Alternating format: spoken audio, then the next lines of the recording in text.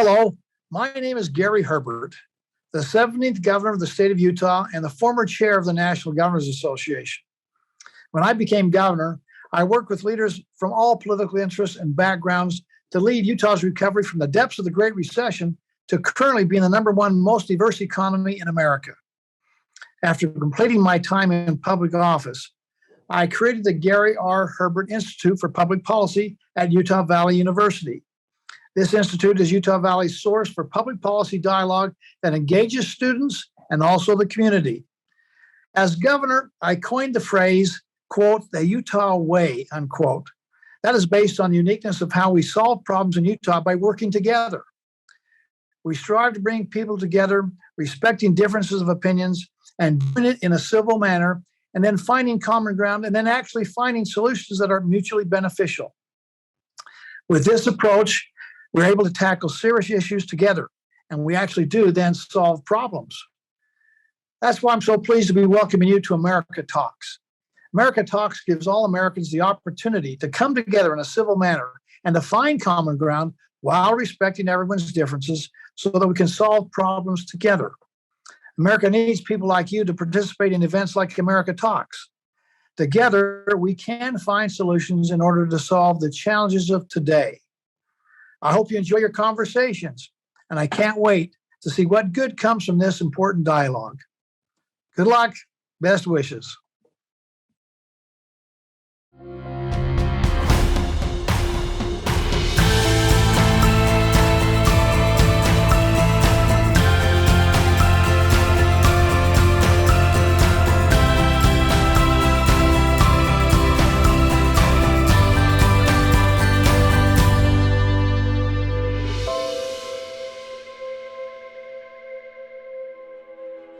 Hi there, welcome to America Talks. And welcome to the next phase of the movement, where thousands of Americans from every state across the country raise their voices, solve problems, and bridge divides. I'm your co-host, Mercedes Yvette. And I'm your co-host, Giovanni Piacentini. Together, we're here to help you get the best experience out of the country's largest conversation event, America Talks. America Talks kicks off the National Week of Conversation. There are over 100 events working to heal divides and find solutions.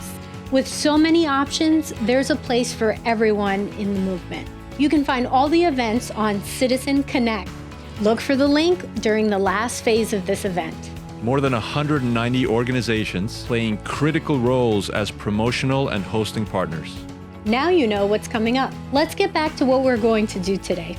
America Talks provides a powerful way for Americans to connect across differences in mutually respectful, constructive conversations. Thank you for being the kind of bold, courageous person who cares about your community. It's people like you who help us find solutions together by bridging divides, one conversation at a time. This year, we'll be sharing your input with members of Congress. You know that we're in an urgent moment, and it's easy to feel like we're climbing uphill alone. Whether you've been bridging for years or this is your first event, we want to welcome you to the next phase of this movement and introduce you to people and organizations meeting the moment with joy and grit. Behind every avatar is a real person who likely shares similar interests, hardships, and moments of joy just like you. We may have to go a bit out of our comfort zones to drop that avatar, but it's so worth it. To get us warmed up and give us a sense of the broader movement and different ways you can get involved, we'll be showing you a few stories behind some of the faces of a movement. After, you will automatically be moved into a breakout room to have your own conversation with one or more people who may not have heard a story like yours before. You may remember that you chose to have a one-on-one or small group conversation during registration. There's nothing more to do. You'll instantly go into the type of conversation you chose. This is not a debate. Let's remember to connect with respect. Today's conversations are about seeing each other across differences and discovering human connection. This event has 3 parts. Right now, you're in the live stream. As we mentioned, we will highlight a few stories of wonderful people and organizations connecting. Much like you will in your own conversations. and we'll give you a few more tips for having a great experience in your own conversations. When you're ready to leave your conversation room, click the red Leave button to go to the final step. To complete your America Talks experience, you'll fill out a simple form where you can share your feedback and input, and you'll have the opportunity to share written, video, and audio input to inspire other Americans and raise your voice to members of Congress. And now, here are those faces of a movement. Events like America Talks are hugely important because it's going to expose you to ideas you might find to be so out of left or right field, but that another person sincerely believes. These events help people, I guess, have the visceral experience of what it means to have their minds changed or assumptions changed about the world and leave unscathed. Nothing happened, the world didn't burn down when you were proved wrong, but oh wait, now I feel more informed. And I've just always thought that if Americans had an opportunity to witness that, to experience the difference between that and the kind of just sort of calling each other's names and yelling back and forth and arguing, they wouldn't be satisfied with what we have today. It is empowering, and it unleashes the creativity of Americans who really want to make a difference in the world, a difference in their community, their neighborhood, and in their homes. We have the opportunity to talk to somebody with a different experience than us, then we can do it and we can learn from it. And then we might even be able to work together better because we know where the other people is coming from. As a whole, we need to get back to loving one another in spite of our differences. Learning to listen to one another, and even if we don't agree, let's just be nice and agree to disagree. Because how are we going to listen to one another if we don't talk? If you just stay comfortable with only people that you know, your world's going to get smaller rather than larger. So there's no such thing as staying the same.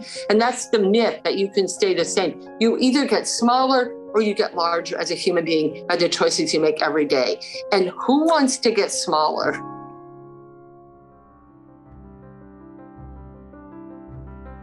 I've been engaged in conversations because I'm a descendant of an enslaved person who was also a descendant of an enslaver. There's been a very angry, resentful part of me for years.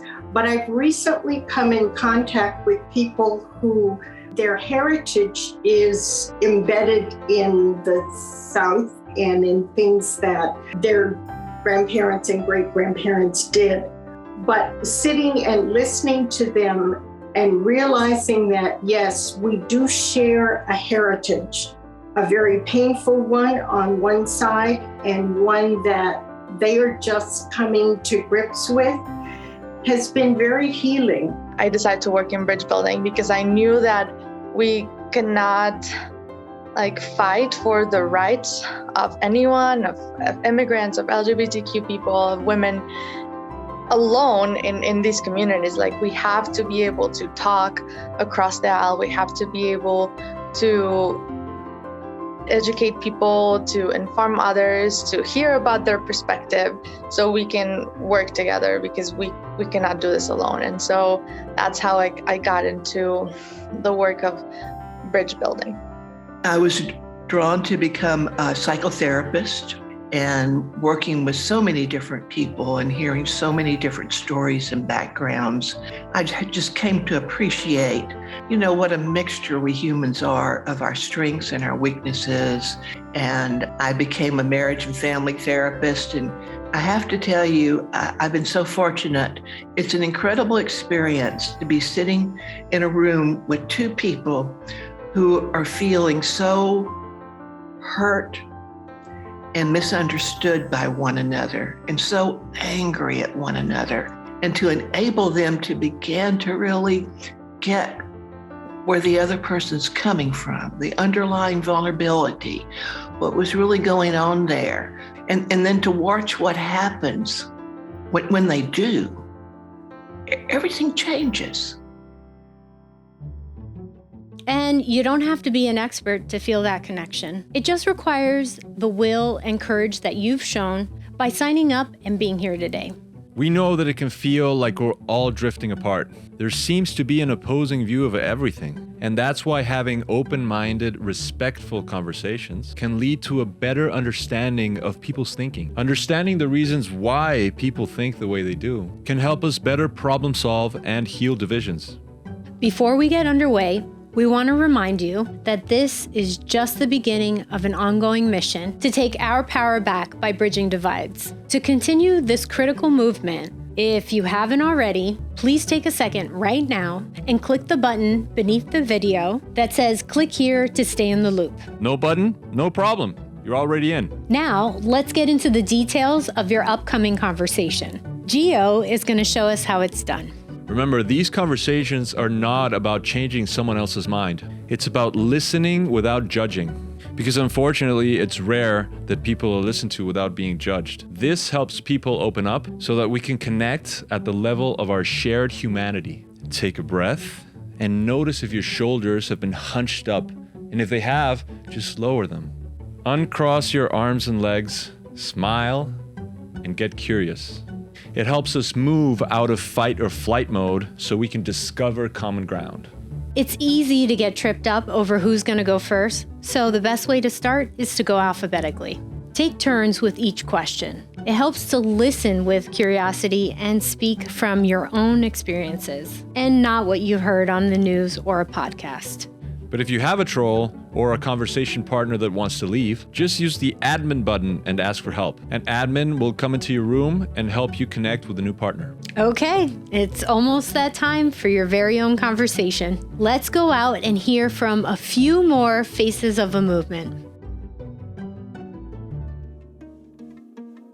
To foster caring, honest, and respectful communication throughout not only society, but among families. Facilitate civil discourse and bipartisanship and just bring people around the table, people who disagree, to just argue, or even better, to just agree on things that they initially disagreed with.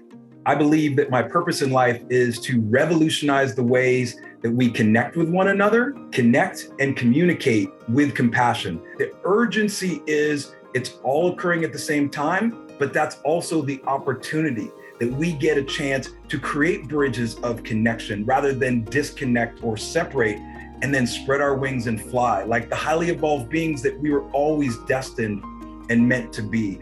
Because I have grandchildren and I don't want them to grow up in the world of the way it's going. I'm tired of the fighting. I really am.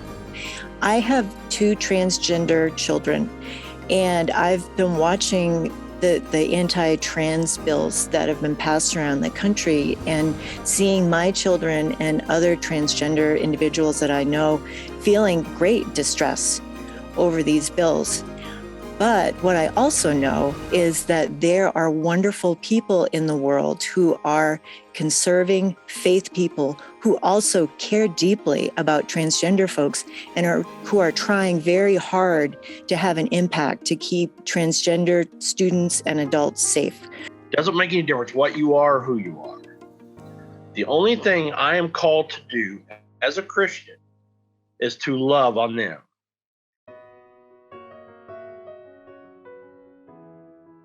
I think we'll know that the bridging movement has worked when we see that Democrats and Republicans aren't believing that each other are going to destroy the country, but believe that both want to help make it a better place. Because at the end of the day, we wouldn't be so invested in politics if we didn't want to make this country a better place for all of us.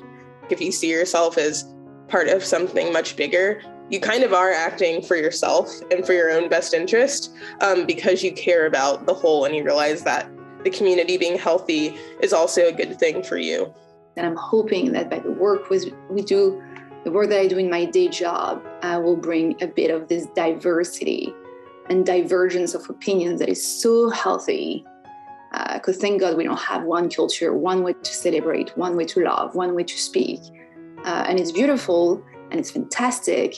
And when you actually pay attention to what others bring to the table, it's kind of very exciting. I just want to make this world a better place. If I can change one person's mind to come to the table, it's worth it. My name is Robert Cornett. I live in Wichita, Kansas. My name is Reverend Marion Edmonds Allen. I live in Utah. My name is Shirley Mullen, and I live in Western New York. I'm Patricia Lothar. I live in Springfield, Virginia. My name is Kayla Evans, currently living in Atlanta. My name is Lawrence Tissot. I live in Washington, D.C. I'm Reem Mayhem. I'm originally from the Austin, Texas area. My name is Tony Scruggs. I grew up in Palo Alto, California. I am Laura Borges, and I live in the Chicago suburbs. I'm Dorsey Cartwright, and I'm here in Austin, Texas. Thank you for sharing your stories too. And thanks for what you do. This is so important. Thank you for our time together. Thank you so much, and all the best for what's coming up. Bye.